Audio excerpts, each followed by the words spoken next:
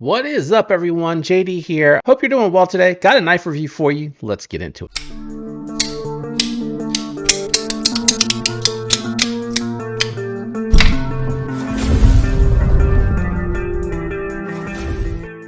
All right, guys, I actually have a model that is not yet released from Kansept Knives. We are looking at the Kansept Knives Vivid.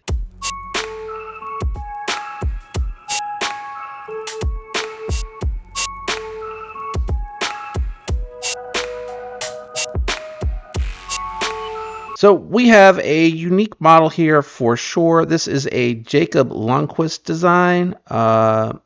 Just have the model number on here and the name of the knife on here and his logo. So no steel or anything like that to tell you what this is. I think they do a 9CR Damascus, 9CR VG10. Not quite sure what I have on this blade. I could have swore I cleaned it up after I cut with it a little. But we're going to do our full review, some size comparisons, and then we'll score out the knife to let you know what I think about this particular one. So let's kick it off by talking about the ergos on here. The ergos are pretty comfortable. It's a very interesting design because choke back in what I would consider like the normal position. I hang off the back just a little bit, but it's also kind of neutral, so it doesn't really bother me. I'm hanging off a little bit of the back, and it's a little tight in each of the scallop sections for me with my larger hands. So medium to larger hands, I think this is going to be pretty comfortable. You choke up here, though, and you're able to be far enough back off of the sharpening choil, able to get all 4 fingers on here, and it improves the ergos for me. Also, I noticed with the way that this one's designed, it's contoured and it points that tip down, which is going to be nice as you're power or push cutting through the materials. Your blade is going to kind of pull the material towards you a little bit.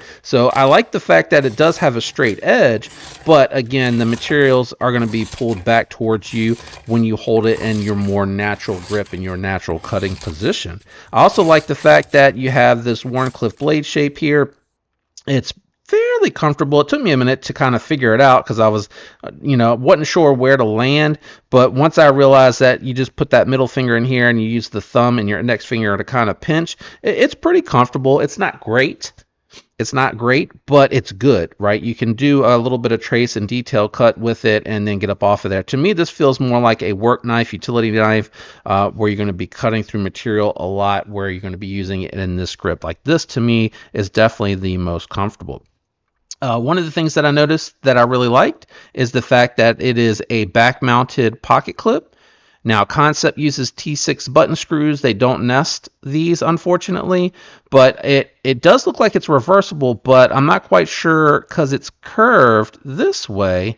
That means when you put it on the other side, it's going to curve up. So I thought that was a little strange that they decided to make it reversible, but they've curved it to match the flow of the scale from this side, and then when you flip it over for the lefties, it's going to kind of curve up. So I wonder how that'll do for the ergos. You do have a fuller and you're having an opening hole.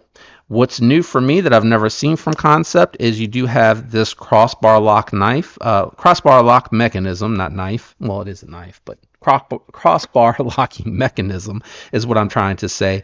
I do like the fact that they did these ramps because those ramps actually make it a little bit easier to close the knife, and then this is actually most satisfying to kind of slow roll open.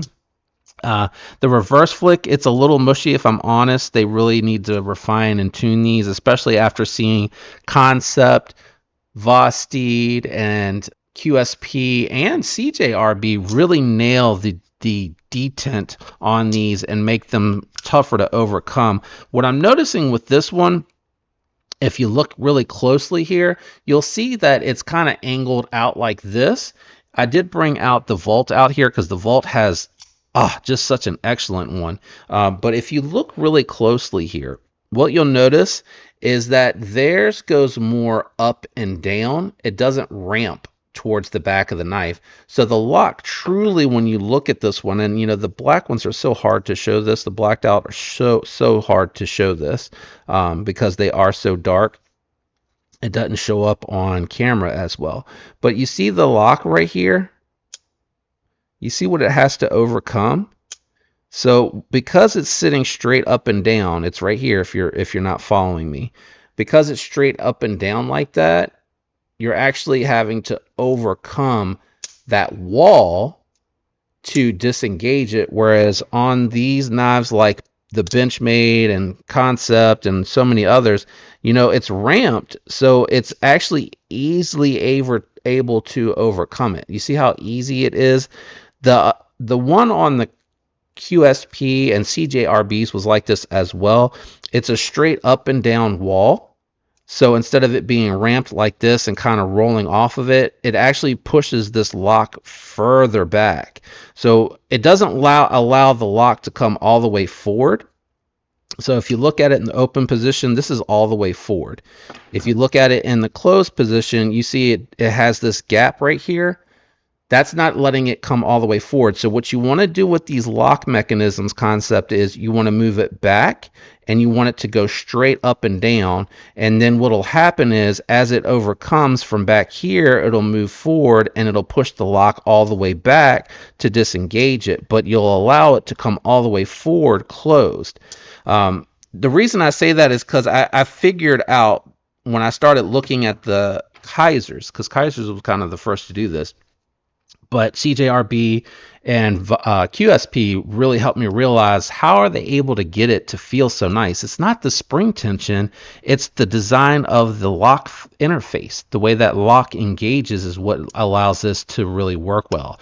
So very good with the pinch grip because it's not hard to overcome, but it's not super satisfying to deploy. It's quite mushy if I'm honest. You know, I think also it could be this pivot might be a little too tight.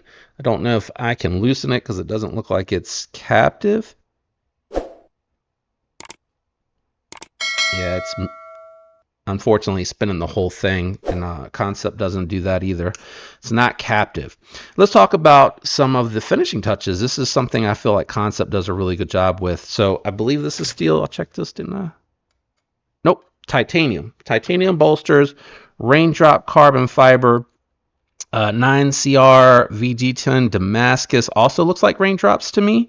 I like the fact that they kind of match that up. And it's a beautiful raindrop carbon fiber. They got it scalloped. They got a slight contour going on with it. Or is it just chamfered? No, it's slight contour. And you can kind of tell. You can kind of tell that it's slightly contoured based off of the fact that the size of the raindrops look a little bit different over here than they do up here. See how they widen out this way? So you got a slight contouring going on there.